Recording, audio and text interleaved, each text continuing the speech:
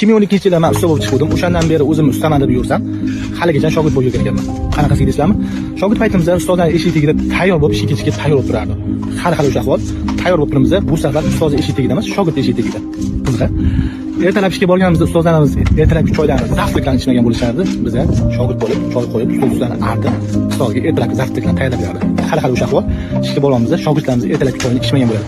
Biza ustoz ustini artib, ertalabki choy qo'yib, shogirdlarga zavtlik qilib beramiz. Eng qiziqlaridan bir oldinda ish rejasini qiladigan, dam oladigan kuni bo'lib qolsa, ustoz ishini keyin taqlab tursa, ustoz uyqusidan chiqardi. Shogird nimaga ishga boramiz desa, "Ya bugun dam olamiz" deydi. Hozir xuddi shu ahvol. Shogird ishini taqladimiz, shogird ishga ketdi desa, "Ya ustoz, men bugun dam olaman" deb aytishyapti.